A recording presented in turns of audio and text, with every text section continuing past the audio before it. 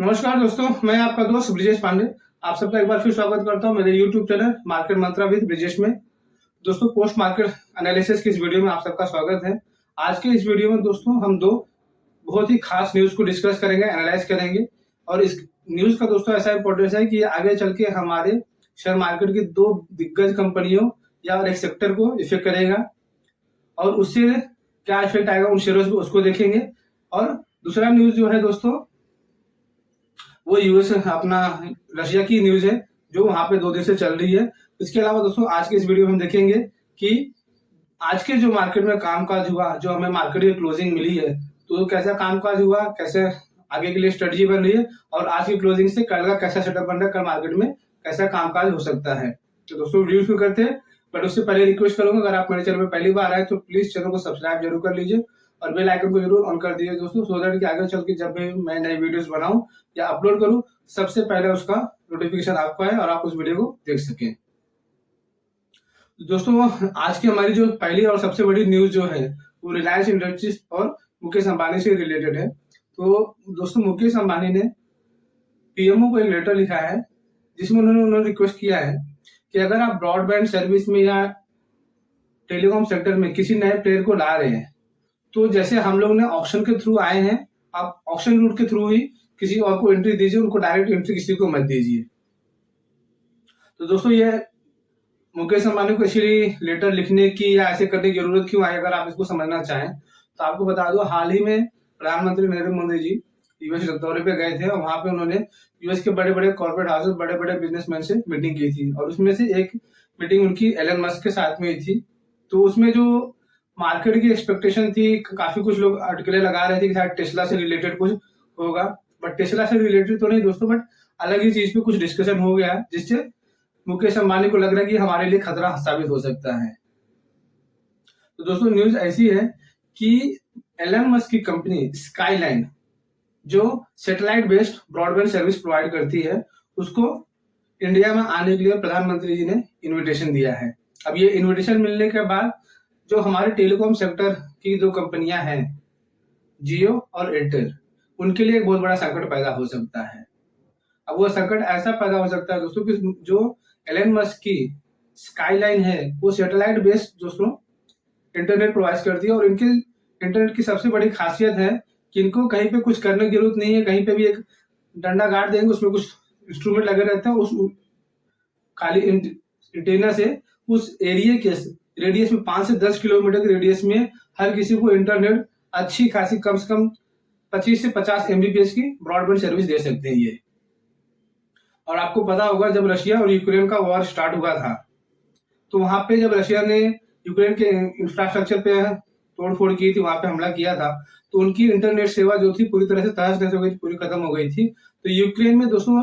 Elon Musk की company skyline ही थी जो वहां पे इंटरनेट प्रोवाइड कर रही थी और वो क्या कर रहे थे, कहीं पे भी जाके अपना डंडा गाड़ दे रहे थे और उसके वजह से वहां की रेडियस के 5-10 किलोमीटर के रेडियस में जो भी इलाका आता था, जो भी एरिया आता था, वो इंटरनेट से कनेक्ट हो जाता था। अगर वो इंडिया में आते हैं दोस्तों, तो इंडिया में आने के बाद टेलीकॉम सेक्टर में जो हमारी दो कंपनियां हैं, एयरटेल और जियो, इनके लिए बहुत बड़ी प्रॉब्लम्स होती है। क्योंकि दोस्तों आज के दिन आप देखिए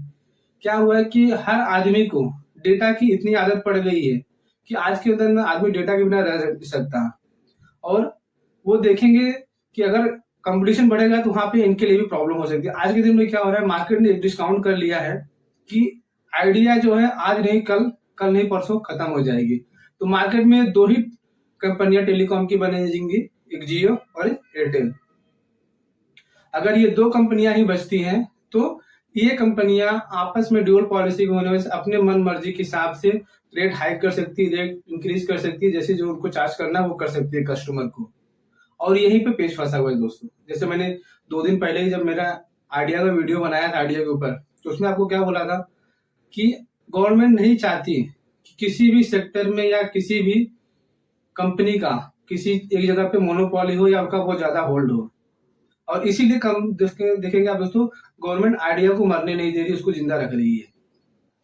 आज के दिन पे देखेंगे दोस्तों, जियो 60% मार्केट शेयर लेके मार्केट का लीडर बना हुआ है और गवर्नमेंट ये नहीं चाहती कोई एक कंपनी या किसी एक सेक्टर में मोनोपोली हो जाए।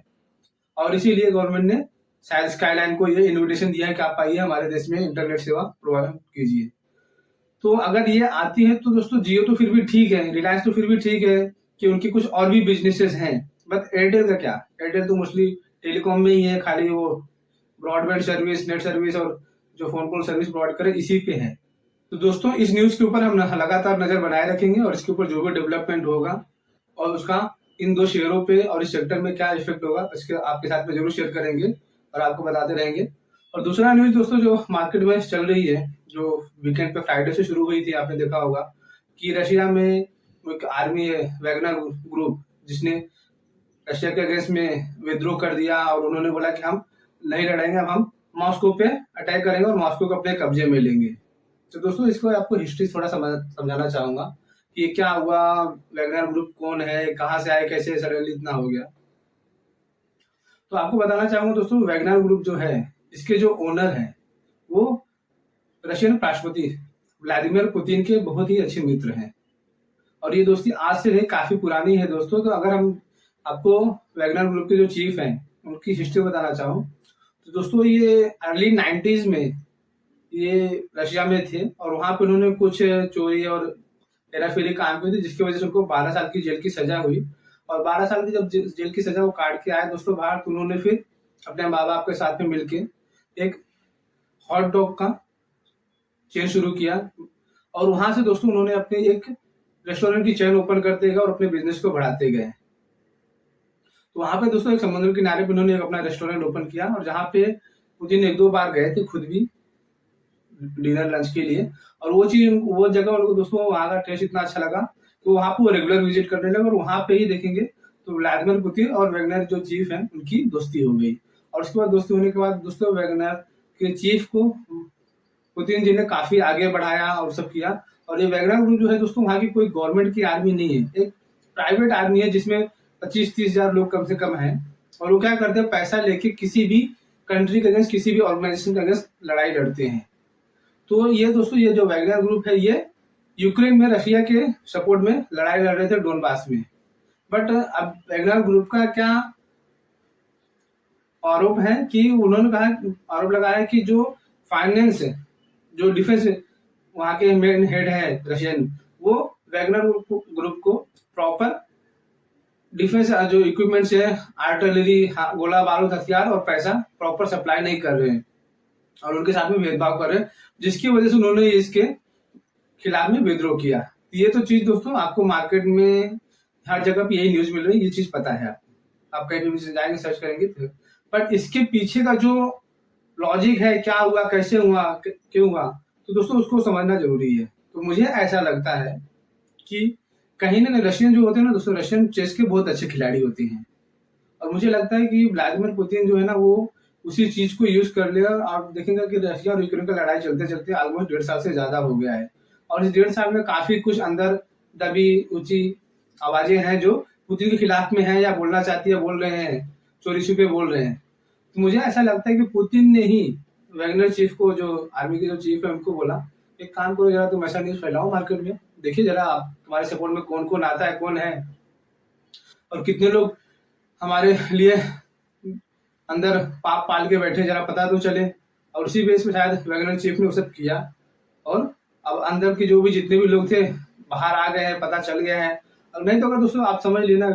व्लादिमीर पुतिन ऐसे नहीं कि अगर उनके खिलाफ कोई विद्रोह करे, कुछ इतना कुछ करे बड़े और उसको व्लादिमीर पुतिन ऐसा सेफ पैसे दे दें, ठीक है तूने जो किया किया, अब हम तुझे माफ करते, तू साइड से निकल जा, बाहर दूसरे देश में निकल जा, उसको सेफ पैसेज देके उसको बेलारूस में नहीं भेजते। तो मुझे कहीं ना कहीं ऐसा लग रहा है कि ये कहीं ना कहीं पुतिन की चाल थी जिसमें पूरी वेस्टर्न कंट्रीज फंस गई हैं।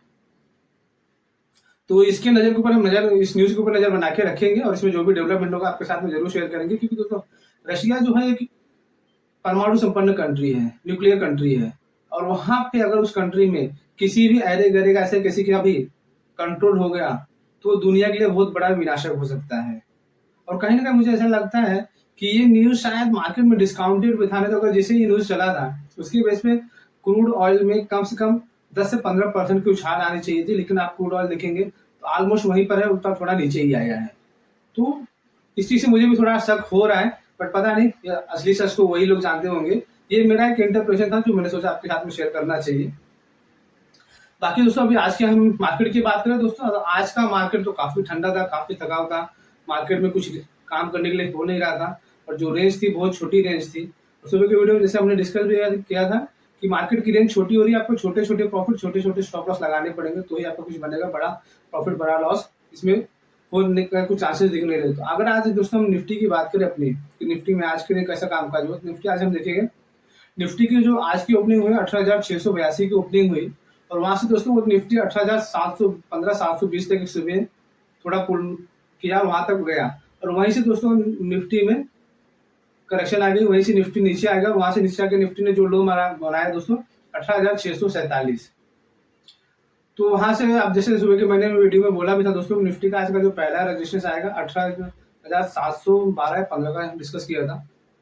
और अब देखिए वही रजिस्टर जो हमारा था वहीं से निफ्टी घूमा और नीचे आया। और नीचे साइड में भी दोस्तों हमने बोला था कि निफ्टी का बहुत ज्यादा डाउन साइड नहीं है, निफ्टी नीचे ज्यादा जाता हुआ नहीं दिखा, 18,600-18,630 एक लेवल हमने डिस्कस किया था। तो दोस्तों बट उसमें दोस्तों अगर आप देखेंगे आज के जो लो की सिग्निफिकेंस है, जो इम्पोर्टेंस ये है कि फ्राइडे का जो लो और आज का जो लो दोनों एकदम एग्जैक्ट पॉइंट है। फ्राइडे को भी निफ्टी ने जो लो बनाया था 18,647 का और आज भी निफ्टी ने जो लो बनाया 18,647 का, तब आगे आने वाले दिनों में निफ्टी के लिए 18,647 बहुत ही इंपॉर्टेंट लेवल होने वाला है। अगर निफ्टी अब आने वाले दिनों अगर 18,647 ब्रेक करेगा तो और सेलिंग गहरा सकती है और मार्केट नीचे जा सकता है। अदरवाइज मार्केट यह जब भी वहां उसके आसपास में आएगा, मार्केट वहां से सपोर्ट लेगा और वहां से पुल बैक करेगा। तो आने वाले दिनों के लिए आपको